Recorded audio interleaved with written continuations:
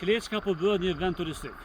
Besoj që të gjithë e dini për Kleçkën apo keni dëgjuar për këtë vend që njihet për kontributin në luftën e vitit 98-99. Por tashmë pothuajse afër 30 vite pas luftës, Kleçka po merr një kohje tjetër. Po zhvillohet dhe po bëhet një vend turistik me mbi 1000 metra lagësi mbijetare. Tashmë njerëzit po shesin dhe po blejnë parcella për të ndërtuar villa e shtëpia private për të jetuar larg zhurmës,